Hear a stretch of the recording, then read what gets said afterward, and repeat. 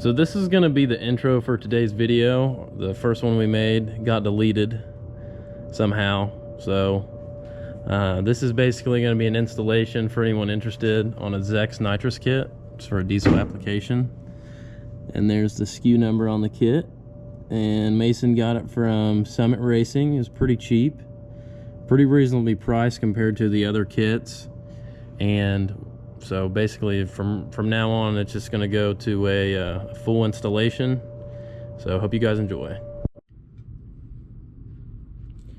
So basically we got the seats pulled out of the truck, and Mason's trying to figure out where we're going to mount the bottle. He's eventually going to put racing seats in it, but for now we found a cool way to keep the center console, we think, and still have the bottle. You're just not going to be able to have anyone sit in the middle. So you pull both of the seats out, and then there's going to be 4 bolts that go upward and hold the center console to the. It basically holds the seats all together. Once you take the 4 bolts out, a little bit of wiring, it becomes 3 pieces. So you pull both of the seats out, get your center console out, cut the cushion out, and then we're going to cut these little bars, these little support bars out, and clean it up really good. Cut both of them out.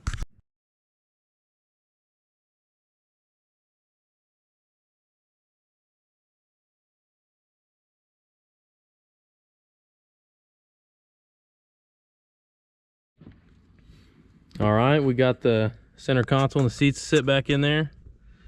Now you can see how it's going to look. It's just sitting there for now. We're getting ready to bolt it all down, but you can still have your center console and easily reach the nozzle. Turn it on and off. So, catch back up with you whenever everything's bolted down. All right, we got the bottle mounted. About to rip the intake horn off where we're going to tap it.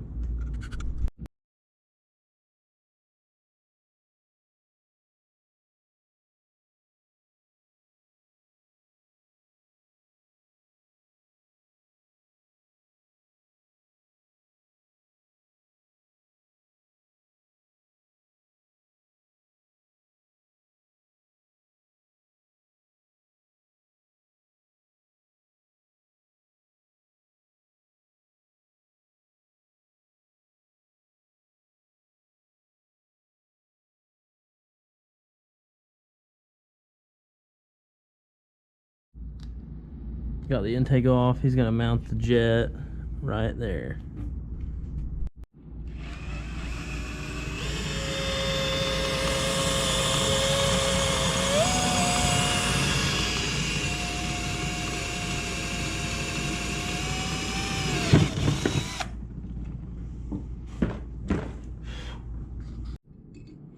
Using the provided tap for the nitrous jet. Okay, we got his solenoid mounted. We drilled a hole on top of the cowl, bigger than the head of the bolt, the self-tapper, and then just kind of lifted it up and mounted it right there. This is the inlet, and then this will go to the engine. Pretty hot, though. So we gave up on putting the bottle in. It just ended up it was going to be too much work to do it tonight. So we just went ahead and put the seats all back in. Or did we? Thinking about maybe trying to talk Mason into just making that where you can cover it back up. You can't tell it's in there. But I think he likes the idea of being able to see it so we can show it off. But we'll see. Okay, so now we're hooking up the signal wire for the controller for the NOS, and it goes off throttle positioning sensor. So you have to have it plugged in to get a reading, and then just to find the signal wire, whichever one has 5 volts with the key on. And then that's where you'll splice in for your controller. Okay. We have the wire tap. It's actually the orange wire for anyone wondering if they put one on their second gen. It's the orange wire is the signal wire for the TPS. You can't see it at all, I know, but basically just splice that in and plug it back in. Turn the key on. Turn the arm switch on. Oh boy. You press and release the push button switch.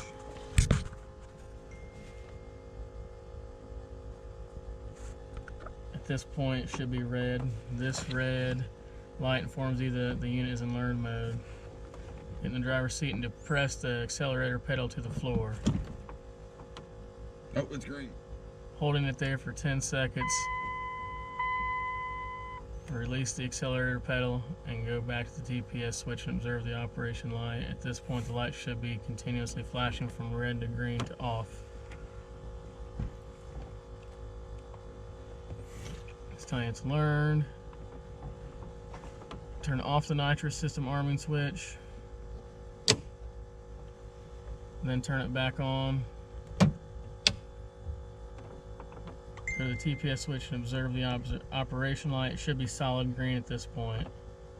This informs you that the system is armed and ready to activate at wide open throttle. Turn the driver. Got to get the last little. Install a sticker. Yeah, this is the sticker installation. Plenty of Clean it with a good oily rag. Find a clean spot. Got the sticker installed. We cut a little slit in the carpet and we ran the line up under the carpet. It goes behind this little plastic piece and then it goes up to the firewall. Got the signal wire hooked up. Got the jet in there. It's got the 75 jet in it for now. Until he gets the 475 put on and head studs, we're probably not going to run any nitrous through it for obvious reasons. But I'll have him hit the key. We got the solenoid working, we just didn't have power to it earlier, so when he hits the throttle, you can hear it click on, and then that'll inject the nitrous into it. So this is just going to be a little side clip for today's video. I bought these 18x10 weld wheels for the Ford, and they wouldn't quite fit over the factory hubs. Whenever you went to put the wheel on, it would go all the way up to that little led right there. That I've never ran into this problem before, honestly, and I've had probably 10 of these trucks. I couldn't get it over that lip. So I bought a set of these 8x6.5 2-inch spacers. Most people know, if not, basically when you go to put a spacer on these trucks, it's necessary to cut the lug stud. Because if not, it'll stick out of the end and you won't be able to, this is where your other wheel's gonna sit, obviously. So figured I'd go ahead and throw that in. Anyone that didn't know, that may be necessary on your OBS Ford. So it's, as you can see, it's mounted right there. Got the hole cut in the floor for the line.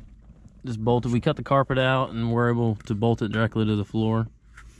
And then you've got your, I'll turn my light on real quick. Got your, there's the controller for it. We really like the way the controller's set up. I mean, you can set it up to where it can be on a switch, throttle, response. It really just depends on how you want to wire it. And then there's the arming switch. So basically he could be in it wide open throttle and hit the switch and it would come on, or he can just turn it on and it'll come on as soon as it reaches a certain throttle percentage. So overall, it wasn't a bad installation. Anyone could do it at home if they decided for some reason they needed nitrous. But this is pretty much going to be the outro of the video. We got the wheels put on the Ford, 18x10s. Had to put the spacers on. I showed that to you guys earlier. Need to put 3-inch in the back. They, you can tell once I get a bed back on it, they're still going to be tucked in quite a bit. But that's going to pretty much wrap up the end of the video. So if you guys want to see the Dodge with the 475 on it, making some pulls with 75 shot and off, just be sure to subscribe, like the video, and that'll be coming real soon.